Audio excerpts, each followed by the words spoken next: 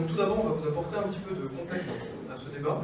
Donc les émeutes en Nouvelle-Calédonie dont on va parler aujourd'hui ont débuté le 13 mai. Elles se sont placées en réaction au projet de loi sur le dégel du corps électoral.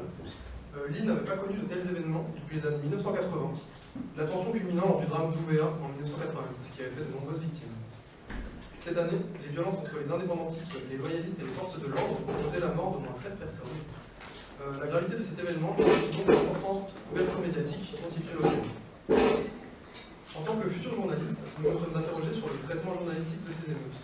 Nous avons relevé, entre autres, une différence de point de vue entre les médias locaux et métropolitains, un traitement de l'actualité qui nous a parfois semblé caricatural, des inexactitudes, et enfin le blocage temporaire de TikTok sur le territoire. Nous sommes conscients que le traitement de ces émeutes est traversé par des positionnements politiques marqués, mais nous tenons à préciser que l'enjeu de cette table ronde n'est pas de se positionner sur l'avenir de ce territoire, mais bien de discuter des enjeux journalistiques. Nous avons regroupé nos observations autour de 4 grandes questions qui jalonneront ce débat. Tout d'abord, quels sont les risques pour les journalistes sur le terrain? Ensuite, quelles sont les pressions que les rédactions subissent? Ensuite, quel regard portent les médias hexagonaux sur le sujet? Et enfin, quel rôle les réseaux sociaux prennent-ils dans ces événements? Merci Lilian pour ce cadrage de cette introduction. Et sinon, nous, avec Jean-Luc, notre tâche aussi, ça va être parfois de peut-être recadrer le débat ou les invités pour pouvoir évoquer tous les sujets qu'on veut vous parler aujourd'hui. Donc, avant d'entrer dans le cœur du débat, Benoît, je voulais savoir si vous pouvez nous expliquer un peu, nous contextualiser ce qui a conduit aux émeutes du 13 mai. Le premier truc, c'est que le mot émeute, il est connoté, en fait, déjà. Donc, il y a des gens qui disent que c'est des émeutes, d'autres qui disent que c'est une insurrection, que c'est un mouvement politique, etc. Donc, bon. Ouais, c'est un sujet qu'on abordera Ouais, voilà. au cours du débat. L'un des enjeux étant justement de reprendre donc pas ces qualificatifs. Donc, en gros, ce qui s'est passé à très court terme, c'est qu'arrivé au terme de l'accord donc l'accord de Nouméa a été fondé sur un processus de décolonisation. L'accord de Nouméa a été signé en 1998, qui était articulé à la construction de ce qu'on a appelé une citoyenneté de la Nouvelle-Calédonie, qui devait traduire, en termes de droits sociaux et politiques, un projet inédit de destin commun, c'est le terme de l'accord de Nouméa, c'est-à-dire que pour tourner la page du colonial, du contentieux colonial, les descendants des colons et les descendants des colonisés étaient inscrits dans une espèce de dynamique de réconciliation en se disant on est tous citoyens de ce pays et ce pays est dans une trajectoire d'émancipation progressive vis-à-vis de la France. Donc ça, c'est le canevas global, si vous voulez, à toute proportion gardée, un peu comme la nation arc-en-ciel d'Afrique du Sud, etc. Toute proportion gardée, puisque ce n'est pas du tout les mêmes équilibres démographiques notamment. Et cette citoyenneté de la Calédonie, qui est donc le moyen de la décolonisation, et c'est un truc assez inédit au monde, elle se traduit par un certain nombre de droits sociaux et politiques bien particuliers. Et il y a des droits sociaux parce qu'il y a ce qu'on appelle une loi de protection de l'emploi local qui fait qu'à compétence égale, normalement, les citoyens de la Nouvelle-Calédonie sont privilégiés vis-à-vis des non-citoyens calédoniens. Et puis, il y a des droits politiques spécifiques, c'est-à-dire que pour les élections provinciales, qui sont celles qui déterminent le Congrès et le gouvernement de la Nouvelle-Calédonie, donc en gros les élections entre guillemets nationales, locales, enfin pas nationales, mais les élections du pays, quoi, euh, elles ne sont ouvertes qu'aux citoyens calédoniens. Donc, autrement dit, en Calédonie, il y a deux types de citoyens français. Il y a des citoyens français qui sont aussi citoyens calédoniens, comme Jean-Luc, par exemple, ou tous ceux qui se font là-bas. Et puis, il y a des citoyens français qui ne sont pas des citoyens calédoniens. L'accord de Nouméa a défini que ceux qui n'est la frontière de cette citoyenneté, en fait, elle inclut tous les citoyens français installés en Nouvelle-Calédonie jusqu'en 1998 et qui justifient de 10 années de résidence. Donc, si vous êtes arrivé en 1995 en Calédonie, vous avez quitté Montpellier, vous en aviez marre de la gare Saint-Roch, etc. Vous êtes allé vous installer à Nouméa. En 2005, vous êtes devenu citoyen calédonien. Vous êtes parti en 1998, vous êtes devenu citoyen calédonien en 2008. Mais ceux qui sont arrivés après ne sont pas devenus citoyens calédoniens au bout de 10 ans. L'idée étant de dire, comme l'accord de Nouméa crée un processus de décolonisation et construit la citoyenneté calédonienne, ceux qui arrivent dans le pays après le démarrage de ça ne sont pas concernés par cette histoire. Voilà en un mot pourquoi le corps électoral provincial était restreint en Nouvelle-Calédonie. Parce qu'en fait, c'est ce qui fait le périmètre de la citoyenneté calédonienne qui est la matérialisation de la construction de cette citoyenneté et du destin commun. Maintenant, on est arrivé au terme de l'accord de Nouméa, mais pendant toute la période de l'accord de Nouméa, donc pendant 25 ans, les Français de métropole ont continué à s'installer là-bas, puisqu'en fait, la liberté de circuler sur l'entièreté du territoire national n'a pas été réduite. Donc, vous et moi, on peut aller là-bas, il n'y a pas de visa, on peut y rester longtemps. Et donc, au bout d'un moment, des gens qui sont là depuis 10 ans, 15 ans, 18 ans, disent « c'est pas normal que je ne puisse pas voter ». Chose à laquelle, en gros, les indépendantistes ont dit ben, si, parce que dans le cadre de l'accord de Nouméa, c'est la mesure phare de décolonisation qui empêche que nous soyons marginalisés politiquement et minorisés. On est arrivé au terme de l'accord, je vous la fais brève, c'est de moins en moins bref d'ailleurs, on est arrivé au terme de l'accord, et donc il se pose la question de comment rebattre les cartes politiquement. Et là, il y a eu deux alternatives. Il y avait une alternative qui disait il faut reparler du corps électoral, mais dans le cadre d'un accord global sur le futur de la Nouvelle-Calédonie. Et puis, il y a eu la politique qui a suivi M. Darmanin, appuyé par les forces loyalistes locales, donc anti-indépendantistes, Mme Baquès, le député Metzdorf, disant non, ça suffit, c'est une injure à la démocratie française, donc il faut d'abord dégeler le corps électoral, comme on dit, ouvrir les listes, et après, et si on trouve un accord, on reviendra là-dessus. Mais ils ont disjoint la question électorale du reste de la discussion. Or, la question électorale, c'est forcément le nerf de la guerre pour les Kanaks, c'est le point décisif, puisque c'est ce qui symbolise la marginalisation ou pas. Du coup, face à la volonté de l'État et des loyalistes de passer en force, malgré le désaccord des indépendantistes, la pression est montée, montée, montée. Il y a eu une organisation qui s'est créée à partir de plusieurs partis indépendantistes, la CCAT, la cellule de coordination des actions de terrain, qui a fait des grandes manifestations massives au mois d'avril pour dire non au dégel du corps électoral, non à la recolonisation, le pays ne se fera pas sans nous, etc. Et en fait, le processus a poursuivi parce qu'en fait, l'État français a été dans une attitude vraiment jusqu'au boutiste, un peu disruptive, jupitérienne, suivez mon regard. Et donc, en gros, c'est ça qui a mis le feu aux poudres et qui a embrasé la Calédonie. Voilà, pour le dire vite. D'accord, très bien. Merci beaucoup, Benoît Trépied, pour ces éclaircissements.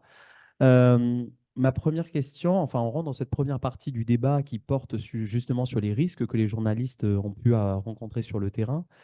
Steven, justement, au début des émeutes, comment, au sein de la rédaction, vous avez fait pour traiter justement ce sujet en voyant la Calédonie s'embraser?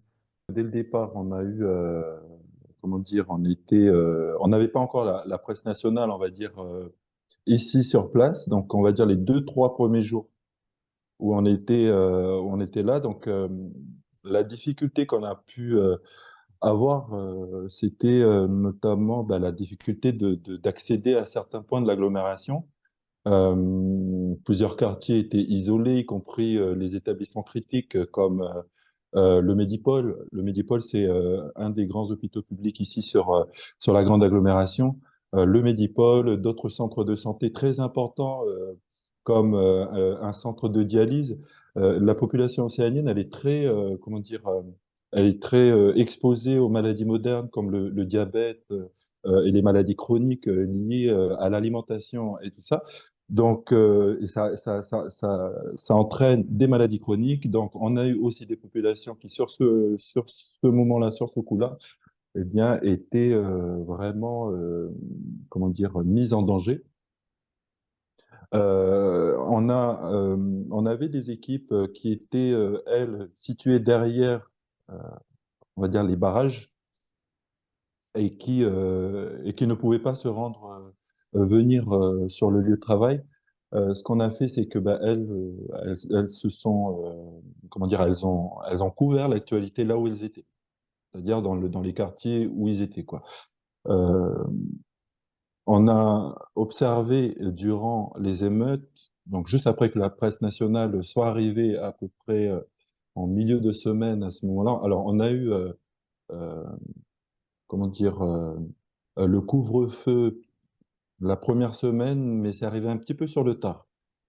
Juste pour situer un petit peu les choses, la première semaine donc des émeutes, j'étais de présentation de journal télévisé. Donc la première semaine, à partir du 13 mai, quoi, ça a été assez chaud ici. J'avais reçu le haut-commissaire de la République en plateau, Louis Lefranc, à qui j'avais posé la question le mardi soir, s'il estimait utile de mettre en place un couvre-feu ce soir-là et aussi d'envoyer des renforts pour assurer la sécurité ici sur la grande agglomération. Moi, la réponse que j'ai eue à l'antenne, c'était il n'y avait pas besoin d'effectifs supplémentaires et le couvre-feu n'était pas non plus envisagé sur ce coup-là, ce soir-là. C'était le mardi soir.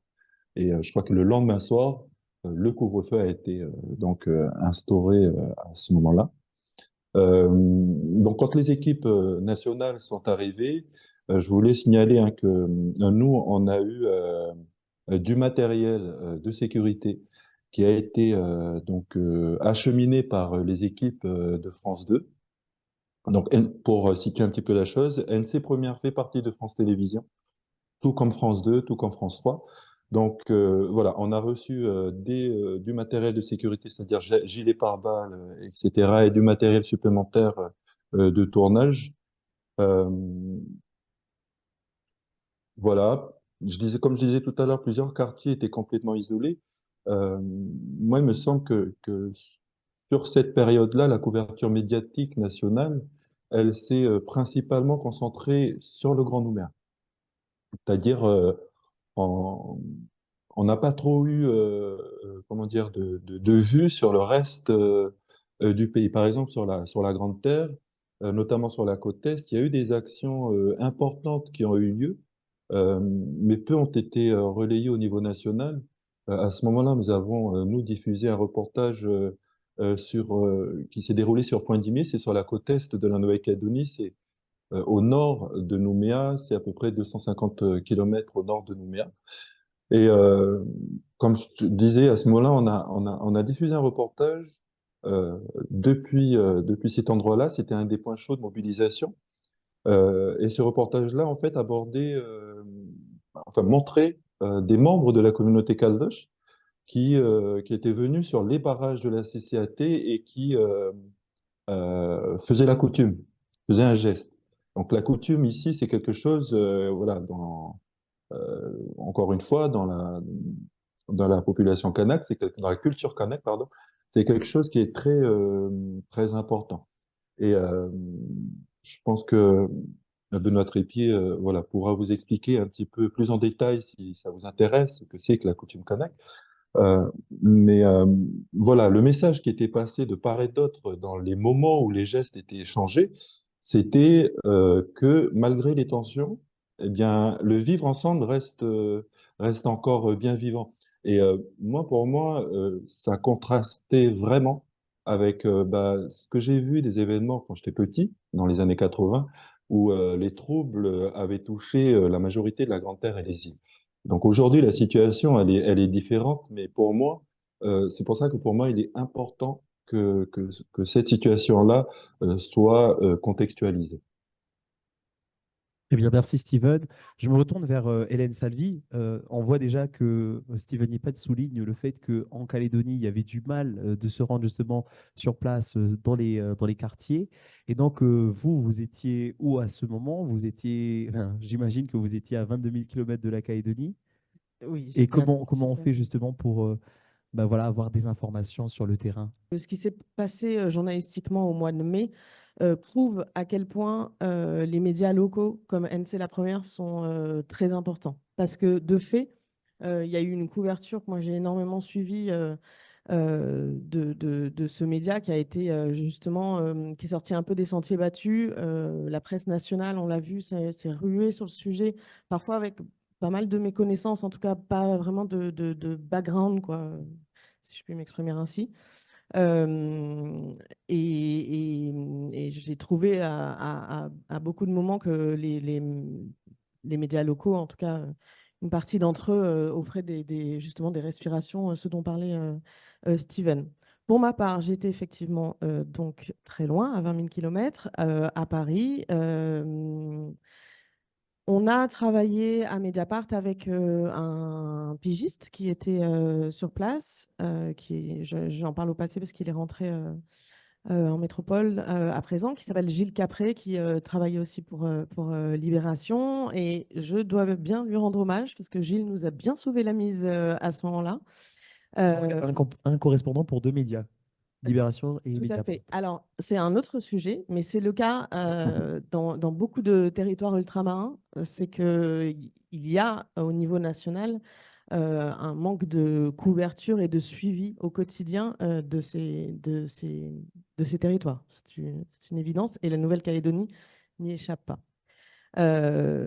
Donc oui, il y a effectivement, je pense, il y a des personnes ressources, entre guillemets, sur place, mais on se les déchire un petit peu. C'est vrai. Et donc à ce moment-là, quand on apprend les émeutes et tout, qu'est-ce qui se passe en rédaction? Qu'est-ce que vous faites? Quel est vos réflexes? Bah, en fait, moi, je suis le dossier depuis quelques années déjà et je ne l'ai jamais tellement lâché.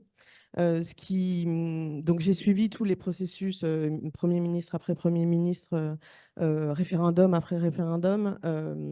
Et j'avais disons, sur place et dans l'appareil d'État, politiquement, parmi les militants, j'avais un réseau de sources, en fait, depuis des années qui m'a permis avec un petit décalage horaire qui m'a empêché de dormir pendant de longs jours, mais qui m'a permis de documenter avec des personnes qui étaient au fait des événements le sujet. Et comme je le suivais déjà depuis un moment, en fait, j'avais évidemment suivi la création de la CCAT en novembre, au mois de novembre précédent, les manifestations. Alors, je les avais suivies de loin, mais j'avais je voyais les choses globalement monté et de façon inquiétante. J'avais suivi les déclarations de certains représentants loyalistes, je pense notamment à Sonia Backès, que j'avais suivi aussi quand elle était au gouvernement, secrétaire d'État en charge de la citoyenneté. Donc en fait, tout ça était vraiment dans ma tête. Et au moment où les débats parlementaires sont arrivés à l'Assemblée nationale, où c'est Gérald Darmanin, donc l'ancien ministre de l'Intérieur, qui était au banc, j'ai suivi, comme je pense pas grand monde d'ailleurs à ce moment-là, la discussion. C'était très exactement la veille ou le lendemain, je ne sais plus, mais enfin, on était au démarrage de la crise. Et en fait, ce qui était délirant, c'était que il se passait au Parlement en pleine nuit, donc dans une indifférence vraiment quasi générale, quelque chose de fou, c'est-à-dire il y avait des invectives, il y avait une vraie. C'est la première fois que je notais une telle dissension, non pas par tendance politique, mais par territoire. Il y avait vraiment les élus ultramarins, tout outre-mer confondu, contre les élus de métropole. Enfin, c'était vraiment dans le discours, c'était hyper intéressant à suivre comme média parce qu'on avait vraiment deux visions du monde, quoi, de la société, de la politique.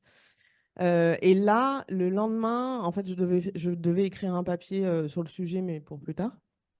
Et je suis arrivée en conférence de rédaction, et alors que je n'avais pas eu tellement écho sur place de ce qui se passait encore, en tout cas de ce qui démarrait. Et je suis arrivée le matin en me disant, vu ce que j'ai entendu cette nuit dans l'hémicycle de l'Assemblée nationale, je vous jure qu'on va avoir un énorme problème. Donc il faut accélérer.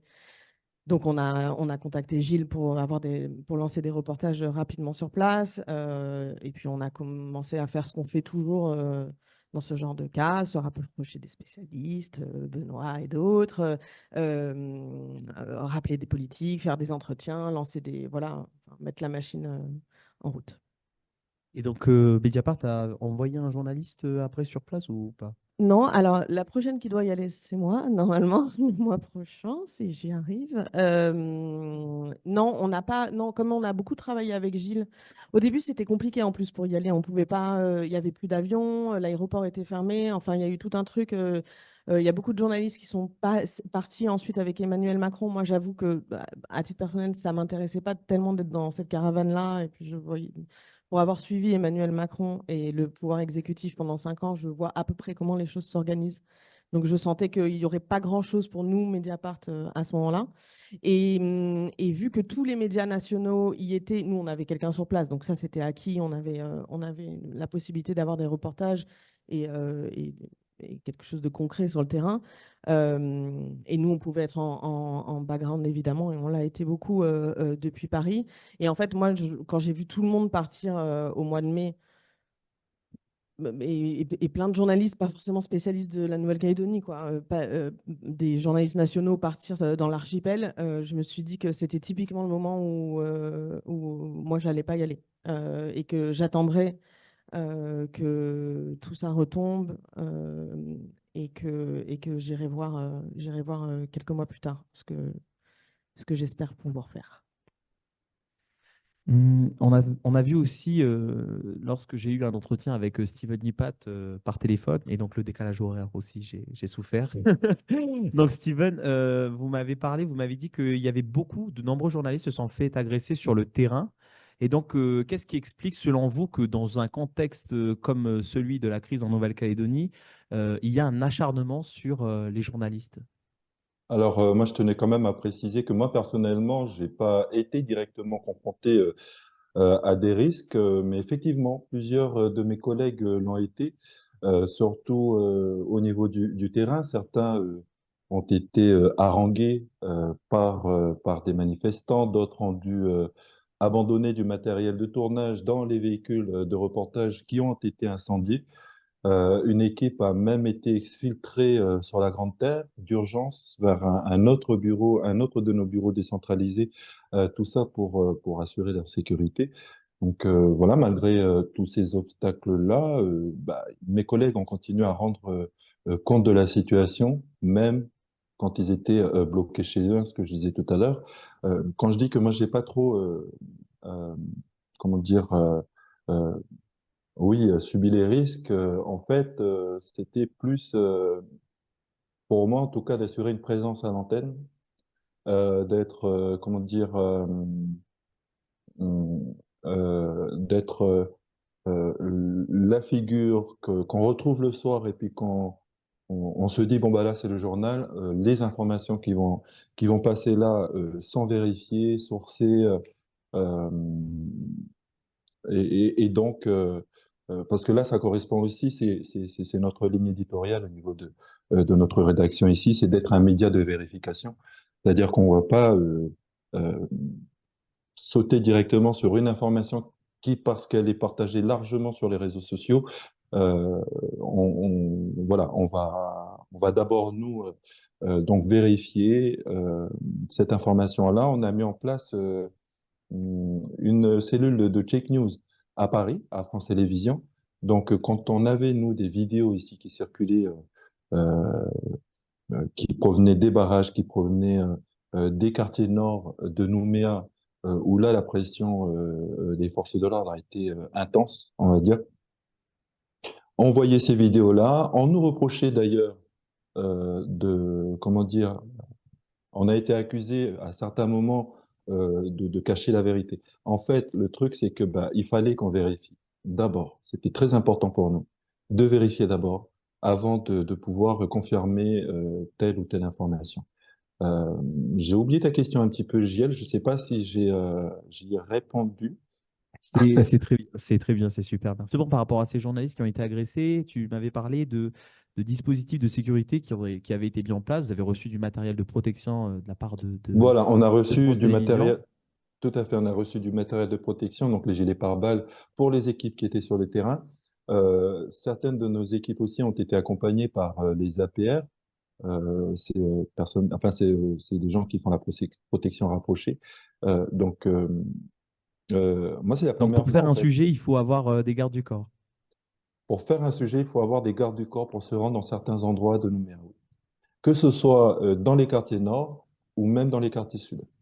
C'était obligatoire. Et donc, cette violence envers les journalistes, elle peut s'étendre aussi globalement sur les rédactions. Par exemple, on a eu beaucoup de positionnements de la part notamment des loyalistes et des indépendantistes, que ce soit des deux côtés. Il y avait une défiance vis-à-vis de la presse, en l'accusant justement de ce que vous dites de parti pris. Oui, oui, effectivement, on a été. Mais alors, cette critique-là, elle ne date pas de là des émeutes, hein. En fait, à chaque fois qu'on a traversé des crises, euh, on a toujours, comme on a toujours été accusé en fait par l'un ou l'autre des deux partis qui polarisent la situation politique ici, de favoriser voilà, une vision sur une autre. Donc, on a eu, nous, cette critique bien avant les référendums, pendant les référendums, pendant la crise Covid aussi, où on a eu là affaire à des experts Covid. J'imagine que c'était aussi pareil au niveau national. Quand je dis les experts Covid, c'est les experts Covid qu'on retrouve sur les réseaux sociaux. Euh, on a donc effectivement, comme je disais tout à l'heure, euh, c'était assez difficile, en tout cas pour nos équipes, de pouvoir suivre notamment les opérations militaires, par exemple, les opérations des forces de l'ordre. Là, c'était un peu plus facile pour les médias nationaux qui étaient déjà là. Donc, eux, ils suivaient facilement les opérations des forces de l'ordre, de dégagement de barrages et tout ça. Nous, c'était un peu plus difficile. Et quand on connaît le paysage médiatique calédonien, euh, est-ce que vous comprenez, Benoît Trépied, je me retourne vers vous, est-ce que vous comprenez parfois cet acharnement qu'il y a avec notamment Nouvelle-Calédonie première, parce que le paysage médiatique calédonien aussi est composé de médias qui se positionnent clairement pour le clan loyaliste, je pense à un en particulier, et également des médias qui se penchent aussi sur le camp indépendantiste. Et donc le fait que peut-être le service public incarne cette neutralité dans ce brouhaha, est-ce que ça explique cet acharnement qu'il y a particulièrement sur les journalistes d'NC Première? Sans doute, mais il y a un élément qui joue, hein, c'est la taille du pays aussi. C'est-à-dire que la Calédonie, c'est quand même tout petit, et donc tout le monde se connaît, tout le monde se croise. Comment dire, on est voisins, vraiment géographiquement.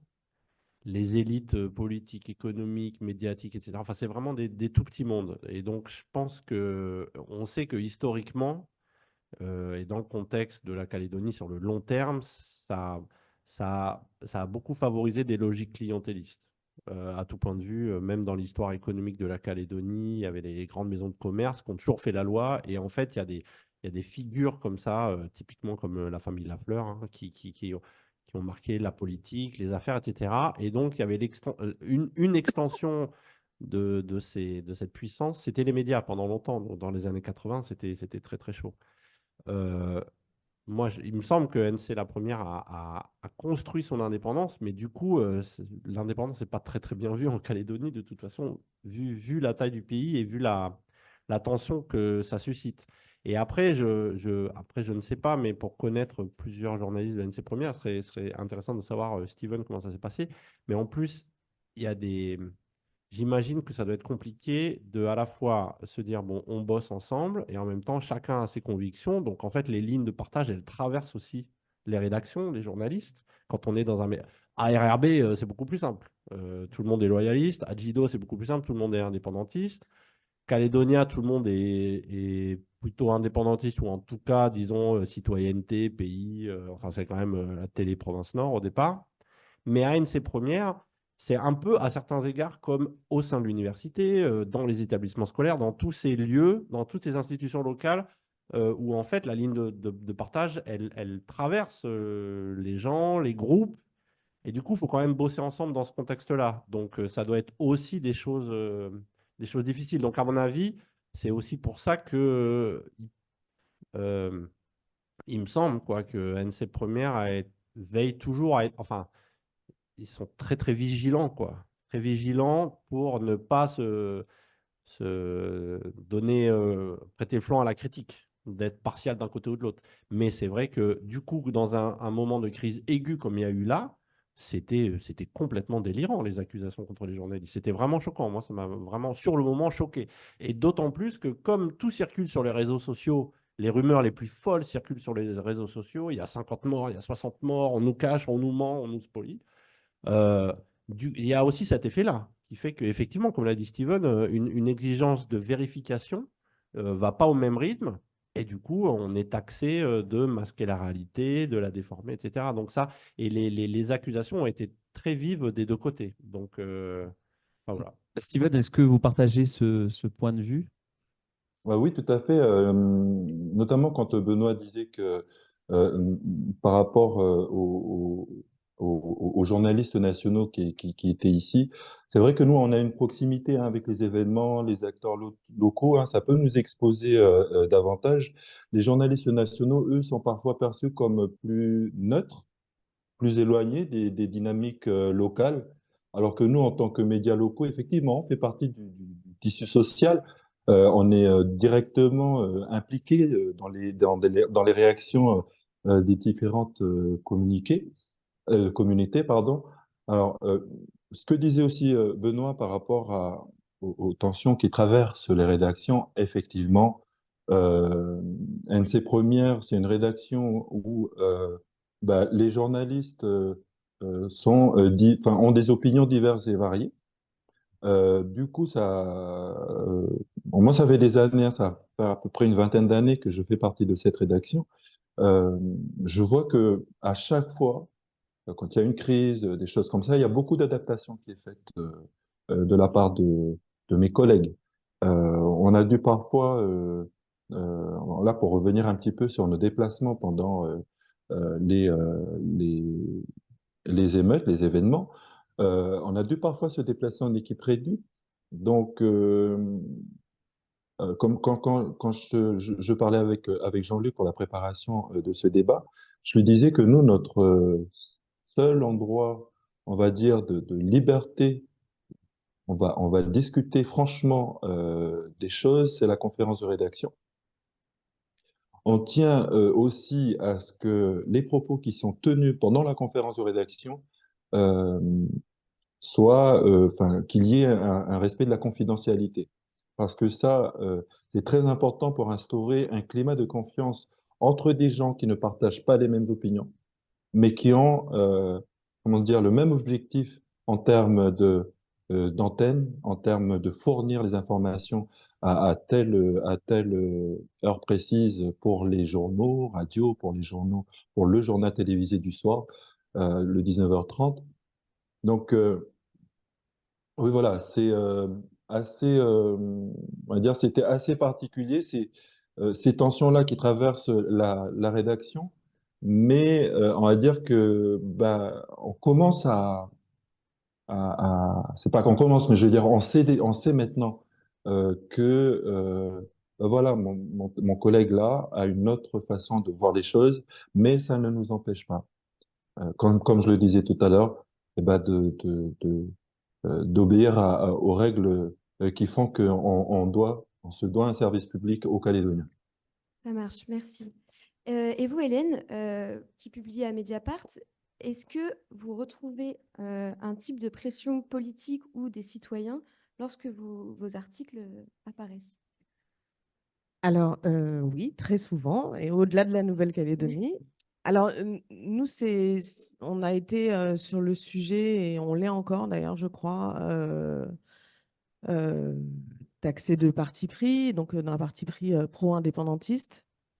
Ce que j'arrive pas, à titre personnel en tout cas, hein, comme journaliste, à tellement m'expliquer.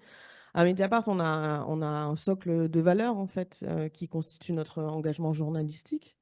Euh, pour dire, je sais pas, n'importe quoi, on est féministe, on est contre la colonisation, enfin, des choses, ma foi, assez lambda, en tout cas pas non plus très révolutionnaires. Mais précisément sur la Nouvelle-Calédonie, on a pris au mot en fait l'accord de Nouméa et le processus de décolonisation en cours depuis des décennies. En tout cas, moi, je l'ai pris au mot très sérieusement, parce que par ailleurs, je suis très attachée à ce type d'expérience dans le sens de processus politique pour couvrir la politique nationale depuis plus de 10 ans. Ce que je disais à Benoît avant qu'on commence ce débat, on est souvent déçus pour ne pas dire pire. Et moi, quand j'ai découvert ce qui s'était passé en Nouvelle-Calédonie, le poids de l'histoire, le poids de la politique, le poids de la parole, le temps long, le respect, enfin, beaucoup de valeurs que je ne croise pas vraiment au quotidien en politique nationale. C'est ça qui m'a happée, en fait, dans ce sujet. Par ailleurs, j'ai une appétence pour les questions d'autodétermination, mais c'est encore autre chose. Mais en tout cas, je trouvais vraiment intéressant de voir que des intelligences s'étaient réunies autour de la table, pas forcément d'accord les unes avec les autres, mais s'étaient dit qu'elles allaient construire autre chose ensemble, et dans des niveaux de détail institutionnels, juridiques, d'une complexité et d'une fragilité du coup rare, mais vraiment passionnante à suivre journalistiquement. Et donc moi, je suis très attachée à ça, et c'est pour ça que d'une certaine façon, effectivement, j'ai fait des partis pris sur la Nouvelle-Calédonie, mais non pas pour dire je suis pour l'indépendance ou pour le maintien de la Nouvelle-Calédonie en France, parce que j'ai un point de vue, mais ça me regarde, mais pour dire, en tout cas, ce dont je suis à peu près persuadée, qu'on avait un beau processus politique et que quelqu'un, en l'occurrence Emmanuel Macron, l'a cassé. Et ça, par contre, c'est mon point de vue de journaliste sur le sujet que je traite. Je suis pas, moi, j'ai toujours généralement un problème avec le concept de neutralité journalistique. Je pense aucun acte de journalisme n'est neutre. Les choix éditoriaux, ce sont des engagements, les choix d'angle, de sujet, de pourquoi on va aller là et pas là. Enfin, tout ça est une forme d'engagement. Donc, je me méfie toujours un peu de la neutralité, et l'engagement n'est pas le militantisme, hein. Pour moi, c'est vraiment deux choses différentes, même si le militantisme n'est pas un gros mot non plus. Mais en tout cas, voilà, moi, ce sur quoi j'ai pris parti, c'est qu'à la base, j'avais un objet journalistique puissant, intéressant, passionnant, varié, riche, enfin, je ne sais pas tous les adjectifs qu'on peut lui accoler. Et que ce président de la République, que j'ai donc beaucoup suivi par ailleurs, donc je connais plutôt bien maintenant, en tout cas sa méthode et sa façon de faire les choses, je l'ai vu faire avec ce dossier. Je m'en suis inquiétée très tôt. J'ai très tôt signé je me souviens très bien le jour où on était en plein Covid, enfin bon, et l'archipel a été particulièrement touché sur le sujet. Et Steven le disait, la culture kanak a cette richesse de différence avec la culture française, enfin je ne sais pas si on peut dire ça, et notamment sur la question du deuil, qui est quelque chose de très important, du temps, du deuil. Et ça n'a pas été respecté, en fait. On peut le tourner dans tous les sens, dire que il fallait aller vite, que le Conseil d'État disait ça, et qu'en même temps, on avait laissé assez de temps. Peu importe, en fait. La vérité, c'est qu'il y a un peuple qui expliquait qu'il n'était pas possible d'organiser le 3e référendum dans ce moment, dans ce temps. Et l'État français a décidé que ça allait quand même être maintenu. Et pour moi, et je l'ai écrit comme tel, c'était une faute politique que de faire ça. Et ça, pour le coup, c'est mon engagement et je l'assume totalement. Ça ne veut pas...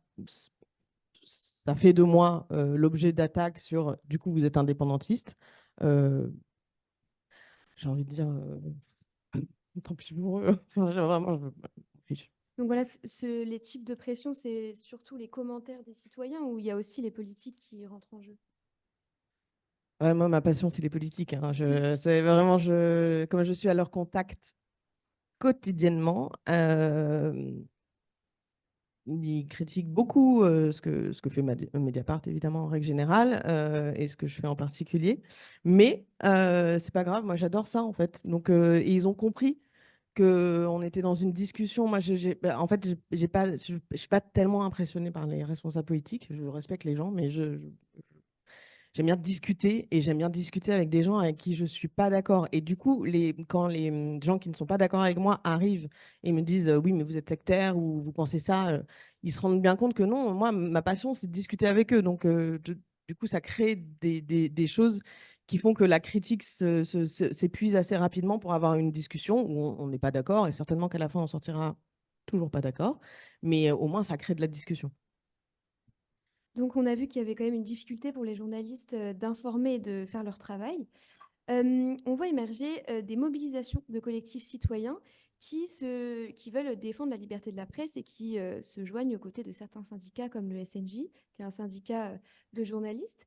Comment on peut expliquer cet engouement de la part des citoyens aussi pour la défense de la liberté de la presse dans un contexte qui est aussi tendu? Pourquoi c'est aussi important aux citoyens d'être engagés à ce niveau? Je le rappelle que tu fais référence aussi à des mobilisations qui avaient eu lieu en Nouvelle-Calédonie en soutien notamment à la journaliste Thérèse Waya, qui est une journaliste kanak en l'occurrence, et qui avait fait l'objet de beaucoup d'attaques racistes. Peut-être que Steven, sur cette mobilisation citoyenne et cet accaparement du sujet de la liberté de la presse en Calédonie, tu peux nous en dire quelques mots? Effectivement, la mobilisation pour le soutien de Thérèse Waya est arrivée au moment où on était critiqué de toutes parts. Et cette mobilisation-là sur la place des Cocotiers, c'est une place emblématique en centre-ville de Nouméa pour une femme kanak présentatrice sur le service public parce que bon, elle avait été attaquée nommément, nommément. Elle, voilà, ces dernières années, elle a aussi reçu des menaces de mort, hein, et qui venaient en particulier beaucoup du camp loyaliste, du camp, je ne dis pas que ce sont les loyalistes, mais de militants, en tout cas de gens qui se, oui, qui se positionnent en tant que loyalistes non indépendantistes. Thérèse, donc effectivement, bon, bah, c'est l'image qu'elle dégage, ça on peut rien faire, elle est kanak, hein, et voilà, c'est comme ça. Et puis elle a une trentaine, 34 ans maintenant cette année, d'années de présentation. Thérèse, elle a, ce qu'on aime bien dire, nous ici en Nouvelle-Calédonie, c'est que Thérèse, elle a pratiquement grandi devant les caméras et devant les Calédoniens.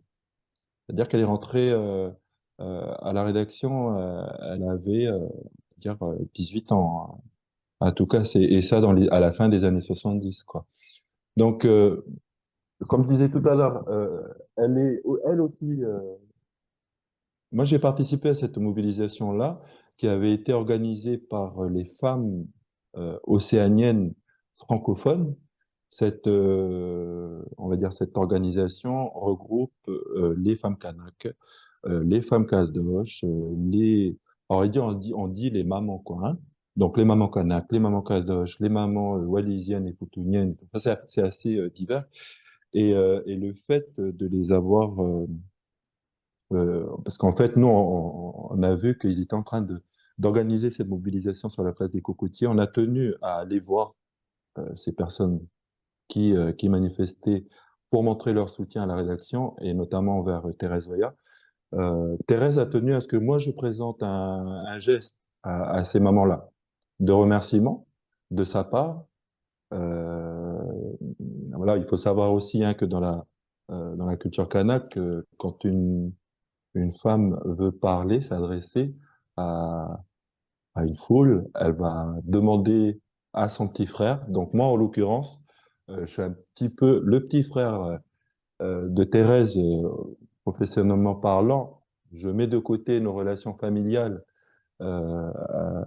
avec cette journaliste, mais professionnellement parlant, voilà, je me considère comme étant son petit frère. Donc, sur cette mobilisation-là, j'ai présenté la coutume de Thérèse, de remerciement. Ça marche. Concernant, on en a parlé tout à l'heure, du choix des mots, ça a toujours son importance dans le traitement de l'actualité. Je prends les mots de Camus qui disait « Mal nommer les choses, c'est ajouter du malheur au monde, au malheur du monde ». Si on regarde toutes les unes que Flavien va nous montrer à l'écran, donc sur la semaine du 13 mai, on remarque que des termes, eh ben, on remarque, je vais vous les dire, les termes qu'on remarque. C'est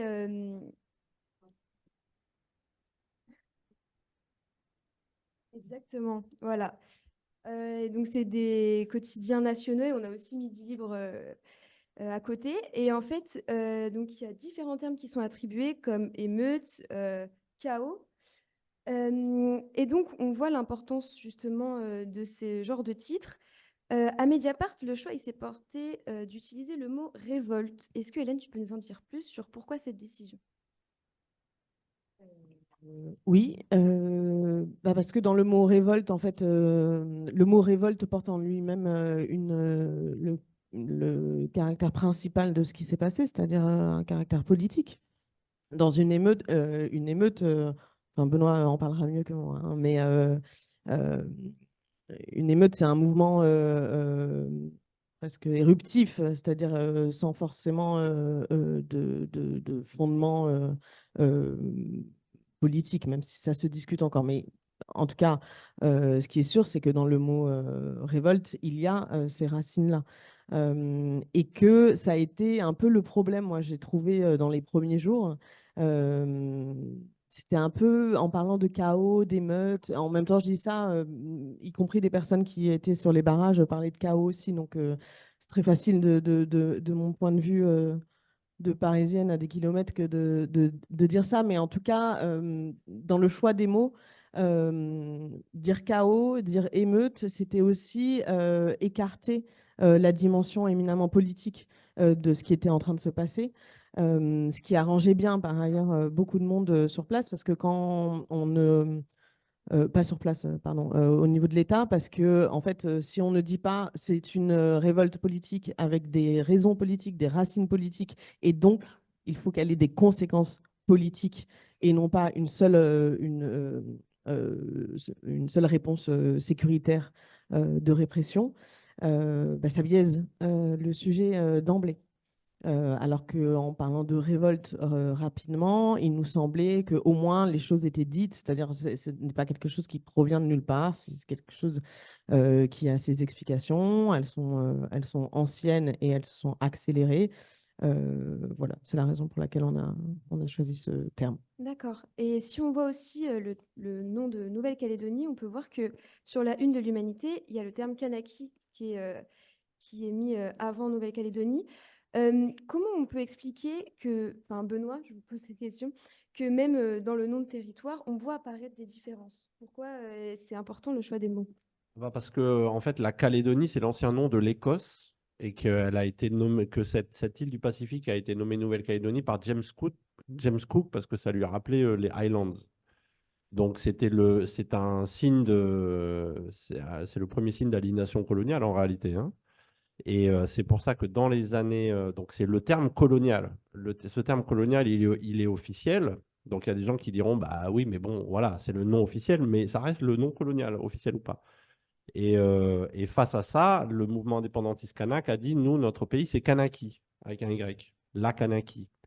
Donc déjà dans les années 80, c'était la guerre sémantique entre Kanaki et Nouvelle-Calédonie.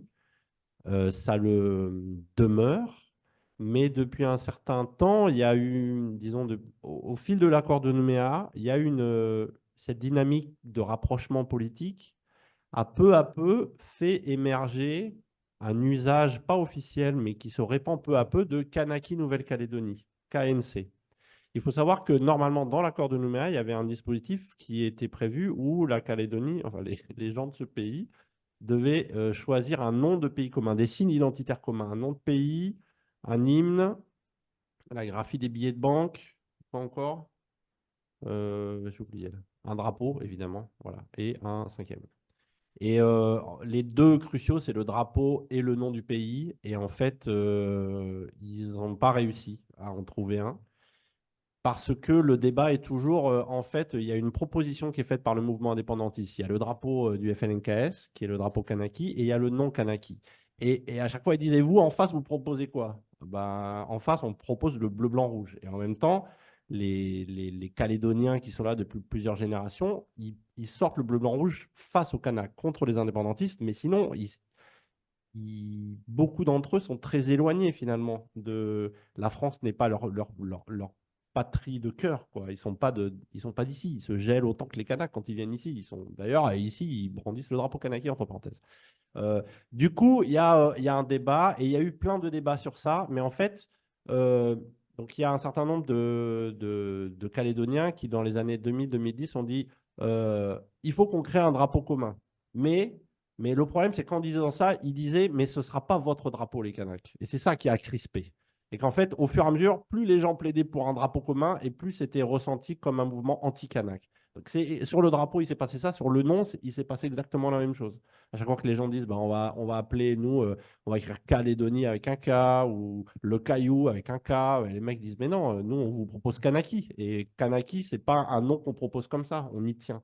Donc voilà, ça reste clivant. Euh, mais ne pas prendre en compte ça, c'est-à-dire se borner à utiliser le nom officiel, ça veut dire valider le processus colonial. C'est ça qui est un problème. Et c'est un problème que moi, dans mes textes, je me pose tout le temps, depuis des années. C'est-à-dire comment on nomme les choses, quoi.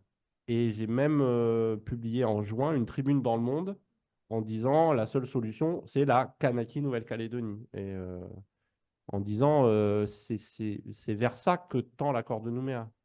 Et donc, pourquoi, moi je me retourne vers Hélène, pourquoi Mediapart choisit du coup de garder quand même l'appellation Nouvelle-Calédonie?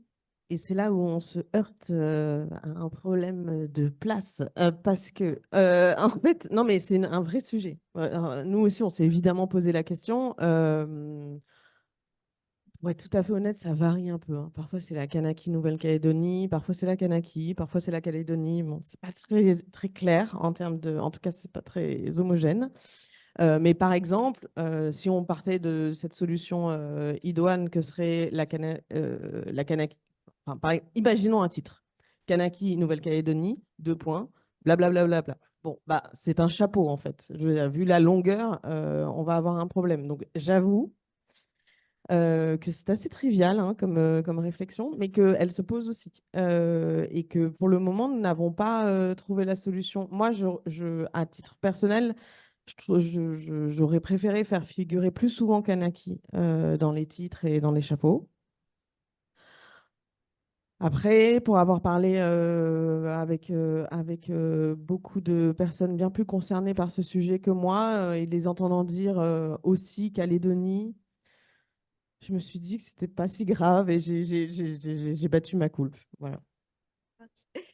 Euh, donc là, on va passer sur les plateaux. On remarque qu'au lendemain du 13 mai, les premiers intervenants qui ont été invités, ce n'étaient pas forcément des spécialistes, mais plutôt des spécialistes de la situation, mais plutôt des politiques ou alors des membres des autorités. Benoît, vous vous êtes apparu à peu près 2-3 jours après ces révoltes.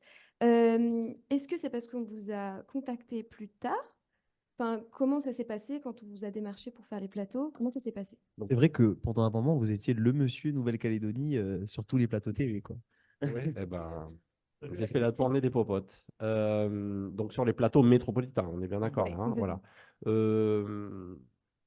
Moi, j'ai rapidement été. En fait, si vous voulez, nous, les chercheurs en sciences sociales, on a Mediapart, France Culture, ça va, tranquille, tranquille. Ça va, on est habitué et on ne parle qu'à des convaincus en général, hein. Donc très vite, j'ai été invité au matin de France Culture. Très bien. Et alors après, alors il y a plusieurs éléments. Je crois que le lendemain, j'ai été invité à l'invité du 8h30 de France Info. Et ça a été le truc décisif. Parce qu'en fait, il y a une demi-heure d'antenne sur un truc très écouté où j'étais seul.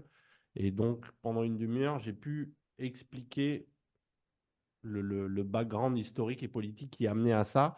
Et c'était vraiment. Donc, ça, c'était le mercredi, il me semble. Et c'était une façon d'aller contre le discours, notamment des politiques, en fait, hein, qui disaient c'est une émeute, c'est des sauvageons, c'est l'Azerbaïdjan, ils sont manipulés, c'est de l'ingérence étrangère. Et donc, moi, j'ai dit non, non, non, non, c'est Macron, c'est exactement ce que Hélène a dit. C'est le processus qui a été brisé, en fait, par une volonté politique. Après, il y avait un autre élément, c'est que moi, comme tous les gens qui connaissent la Calédonie, qui en sont ou qui y sont attachés, j'étais complètement j'étais bouleversé par ce qui se passait. Et donc, en fait, quand les médias ont commencé à m'appeler, à me solliciter, j'ai dit oui systématiquement. Parce que ça a évité que je me morfonde sur mon canapé. En fait. C'était vraiment ça le truc. Donc, ça a été aussi pour moi, d'une certaine façon, salvateur de me dire au moins je fais quelque chose plutôt que de rester là prostré et j'explique ce qui s'est joué. Donc, je sais pas, pendant 2 semaines, j'ai fait ça à temps plein, autant que je pouvais. Euh, donc, Il y a eu des différences de traitement en fonction des médias. Comment ils t'accueillaient, quelles questions ils te posaient. oui, j'ai trouvé difficile d'aller difficile d'aller sur BFM. Sur BFM, c'était c'est très particulier. Alors d'abord, un truc, je me suis rendu compte rapidement, c'est que quand les gens disaient oui, Monsieur Trépied, on aimerait. Alors à BFM, il y a un truc il y a une production, une chaîne de production toutes les heures. Donc il y a un type qui t'appelle pour dire vous pouvez passer à 10 heures. Bon, d'accord. 2 heures après, bonjour, vous pouvez passer à 17 heures. Ah, ok. Bonjour, vous pouvez passer à 22 heures et ainsi de suite. Donc il y avait genre 5, 6 appels dans la journée. Donc, ce n'était pas du tout coordonné. Et en fait, c'est ce sentiment d'avoir un ogre médiatique qu'il faut absolument nourrir tout le temps, tout le temps, tout le temps, tout le temps. Donc, eh ben, très rapidement, j'ai appris à dire, bah, ça dépend, il y aura qui. Et il y a un certain nombre de cas comme ça où j'ai refusé parce qu'en fait, c'était des débats avec certains responsables politiques dont je considère qu'ils avaient une immense responsabilité dans la situation et que ce n'était pas mon rôle à moi de discuter avec eux. Voilà, il y a entre élus, ils discutent. Moi, je veux bien discuter avec des journalistes ou autres, mais pas avec des élus particulièrement difficiles comme ça. Enfin, vraiment, c'est au-delà de mes forces. Je me suis quand même retrouvé 2, 3 fois sur des plateaux avec des députés de la majorité macroniste où j'ai dû lever les yeux au ciel. Je me rappelle, j'ai fait une émission avec le truc de Yves Calvi. Il a dit, ah, Monsieur Trépied, vous levez les yeux au ciel. J'ai dit, oui, mais c'est pas possible. Écoutez, monsieur, là, vous n'avez pas lu l'accord de Nouméa. Enfin, voilà, c'était. Et après, je me dis, bon, c'est pas mon. C'est pas. Moi, je suis un universitaire. Hein, je suis pas. Vous voyez, Et voilà. donc, vous, Steven, vous avez vu un peu ce traitement des médias nationaux sur la Nouvelle-Calédonie. Enfin, quel est votre regard sur ça? Quel regard vous portez? Moi, je dirais que je parlerai, comment dire, euh, le, le fait, je disais tout à l'heure hein, que les médias nationaux ont focalisé sur Nouméa, le grand Nouméa. Je pense hein, que c'était pas du tout par négligence vis-à-vis du reste de la Nouvelle-Calédonie, plutôt pour des problèmes de logistique. Problèmes de logistique et puis aussi, bah, comme le disait Benoît, peut-être aussi un manque de, de connaissances fines de ce qui fait le terrain ici, de ce qui fait vraiment la réalité de ce que vivent les Calédoniens au jour le jour. Et cette connaissance fine de la réalité locale, il faut être là, quoi, en fait. Il faut être ici, il faut le vivre vraiment, bah, comme je pense Hélène et Benoît ont déjà fait plusieurs séjours ici. Donc voilà, c'est vraiment, il faut être ici, passer un petit moment avec les Calédoniens. Je dis ça, mais c'est pas valable que pour la Nouvelle-Calédonie, hein, c'est valable pour tous les théâtres d'intervention que nos confrères reporters, journalistes fréquentent sur la planète entière. Voilà, c'est vraiment le côté connaissance fine du terrain. Et c'est là où on voit la limite des journalistes nationaux, justement, en plateau. Euh, cette limite-là, voilà, on la voit dessus. On est tout de suite, surtout nous qui sommes ici, quoi, et qui voyons ces débats-là sur voilà, BFM TV, sur CNews, sur France 5. Voilà, toutes les chaînes qu'il y a en France hexagonale, les Calédoniens suivent aussi ici. Hein. Je veux dire, ils sont pas seulement bloqués sur ces premières, il n'y a pas qu'une seule chaîne en Nouvelle-Calédonie de télévision. Donc voilà, Donc, vous, on c'est. a bien vu ce décalage. Steve, en fait, voilà, quand vous parlez de décalage par rapport au traitement médiatique avec les médias hexagonaux, il y a parfois des thématiques qui sont abordées. Ce que vous voulez dire, c'est qu'il y a des thématiques, par exemple, qui ont été dominantes, comme celle du racisme anti-blanc, qui ont été évoquées souvent par certaines politiques, l'ingérence étrangère de l'Azerbaïdjan. Voilà. Et donc, ces thématiques-là ont eu une prédominance dans les médias hexagonaux, et ce qui ne correspond pas à la réalité en Nouvelle-Calédonie. C'est ça que vous êtes en train de nous dire? Ça ne correspondait pas, ça correspondait plus en fait, ces thématiques-là, ça correspondait plus à des thématiques qui étaient abordées sur les réseaux sociaux en fait. Beaucoup, beaucoup sur les réseaux sociaux et les réseaux sociaux bah, sont investis en général par les militants hein, des deux côtés. La population calédonienne, ben, elle prend ces informations-là. Ça dépend après quelle éducation on a aussi vis-à-vis des médias sociaux, des réseaux sociaux. C'est-à-dire que soit on prend pour argent comptant hein, ce qui nous arrive là, soit on attend que, ben, en général, ils vont attendre le journal du soir. pour se dire, si ça passe pas à la télé, bon, ben, c'est pas vrai alors. Ou sinon, ils sont encore en train de vérifier la chose. Si ça passe Justement, pas dans le journal du soir. justement, vous parlez des réseaux sociaux, c'est notre dernière partie de ce débat. Oui, allez-y, Je je veux vous en juste prie. ajouter un truc Pas de parce qu'il souci. y a quelque chose qu'on n'a pas abordé sur les médias nationaux et je pense que c'est quand même hyper important. Alors, je parle pas du tout des médias locaux qui ont fait le job là-dessus, mais il n'y a pas quelque chose qui vous a marqué dans les premiers jours, voire les premières semaines du traitement médiatique télévisé sur les invités? Bah, il n'y avait pas un Canac en fait. Donc, c'était intéressant quand même sur les plateaux, mais je veux dire, les premiers concernés n'étaient pas là pour en parler. Donc, Il y a c'était. eu, il y a eu effectivement, pardon Hélène, il y a quand même eu, je pense que tu le connais, Kwan Ouéa, donc le président du mouvement des jeunes Kanaks en France. Ça, c'est un mouvement indépendantiste, proche des indépendantistes. Et il a été, alors Kwan Ouéa, c'est aussi un pasteur qui est en formation sur Paris. Je crois qu'il a été à Montpellier à un moment. Je pense qu'il y a des étudiants calédoniens qui le connaissent de Montpellier. C'est lui qui a été l'un des premiers en fait C'est vrai. à avoir été invité sur les plateaux, notamment sur, je crois, que c'est Mediapart qui l'a invité et France 5 aussi. En fait, après, ça s'est vraiment mis en place. Mais au tout début, moi, ça m'a vraiment frappé. Il n'y avait que des personnes blanches autour de la table. Mais sincèrement, il y avait quelque chose d'un peu frappant à ça. Il s'avère que, en plus, c'était quand même fou. Il y avait une délégation de la CCAT qui était coincée à Paris parce qu'elle ne pouvait plus accéder à l'archipel à cause de la fermeture de l'aéroport. Et donc, quand les journalistes, ou en tout cas les rédactions, ont compris ça, effectivement, il y a eu quelques invitations.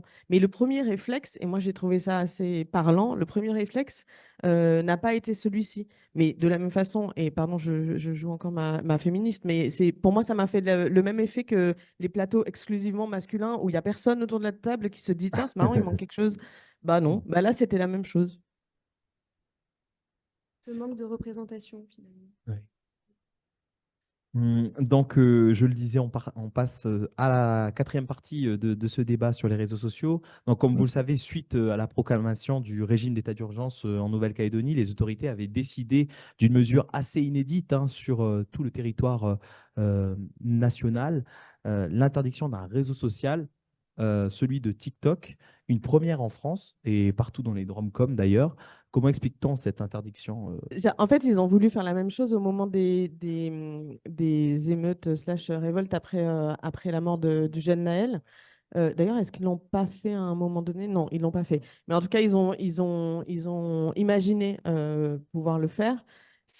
Pour le coup, c'est vraiment, je pense, sous ce gouvernement, en tout cas sous celui auquel appartenait Gérald Darmanin, je pense que c'est vraiment un réflexe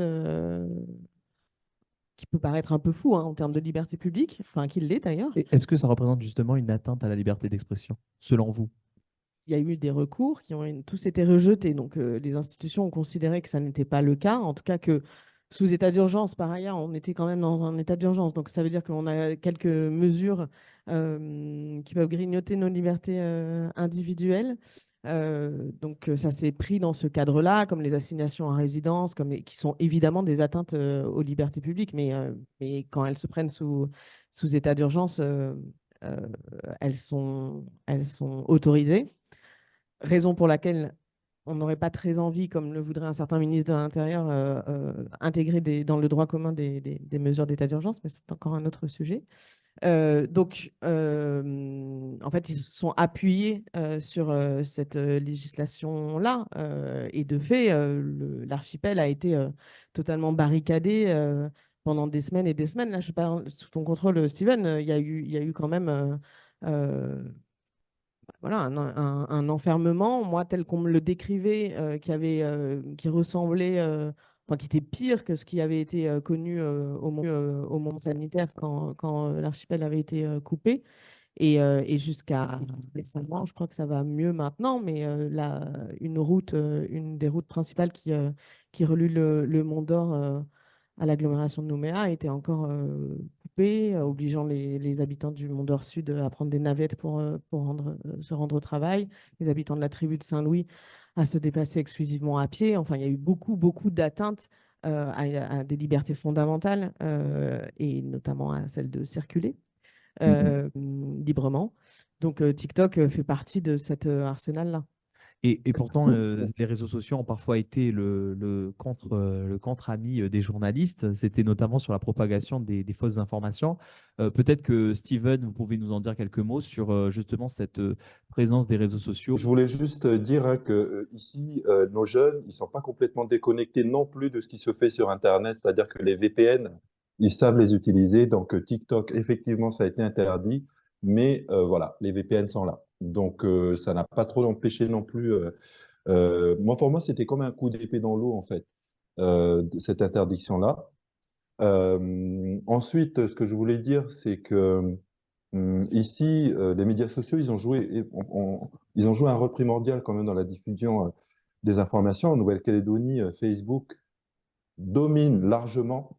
On a 144 000 utilisateurs actifs, presque la moitié de la population calédonienne. Euh, pendant les émeutes et pendant les récents événements. Alors, vous voyez, moi, je cherche aussi mes mots hein, comment dire, pour qualifier tout ça. Ici, même quand on va parler des événements des années 80, on parle des événements des années 80, mais même ça aussi, alors il y en a qui vont parler de guerre civile, de choses comme ça. Donc l'histoire récente de la Nouvelle-Calédonie, en fait, on n'arrive pas encore, même nous ici en Nouvelle-Calédonie, on n'arrive pas encore à mettre des mots là-dessus. On n'arrive pas encore voilà, à bien définir les choses. C'est encore peut-être qu'on n'arrive pas trop à prendre du recul. Il faut que le temps passe pour qu'on puisse poser les mots, pour qu'on puisse voilà, nommer les choses, même si l'extérieur arrive à le faire peut-être, mais nous ici, voilà, c'est encore un peu chaud de ce côté-là. Donc pendant les émeutes, il y a eu de nombreux utilisateurs qui ont diffusé des directs live depuis les barrages, hein, qu'ils soient du côté des voisins vigilants que du côté des militants de la CCAT. Ça a eu un impact direct sur nous, notre couverture. On a utilisé des outils comme Messenger pour interroger des habitants des quartiers isolés, il nous était impossible hein, de nous rendre sur place, comme je le disais tout à l'heure, hein, que les quartiers nord, notamment Caméré, la Rivière-Salée euh, et les quartiers sud, enfin oui, les quartiers sud et le Mont-d'Or Sud, que Hélène évoquait tout à l'heure. Donc voilà, c'est pour nous utiliser les réseaux sociaux à ce moment-là était vraiment important parce que bah, c'était notre moyen de pouvoir joindre les gens qui étaient dans les quartiers isolés, il nous était bien sûr impossible de nous rendre sur place. Euh, voilà, je pense que j'ai un petit peu abordé le truc. On n'a Oui, pas très bien. que TikTok comme application non plus, hein. On a Messenger, enfin, on est au 21e siècle, quoi, les amis. Donc, voilà. Merci. Et d'ailleurs, c'est grâce à ça qu'on vous a en direct actuellement. Merci beaucoup, Steven Nipat. Merci beaucoup à tous les trois pour vos interventions. Donc, nous allons passer sans plus tarder à la synthèse de ce débat. Donc, tout d'abord, au niveau des risques pour les journalistes sur le terrain, on a remarqué que les journalistes au début, quand ils étaient pris dans les barrages, ont couvert l'actualité dans les quartiers où ils se trouvaient. Il y a eu un manque de couverture et de suivi au quotidien de ces territoires, notamment pour les médias francophones. Par exemple, Libération et Mediapart avaient un seul correspondant.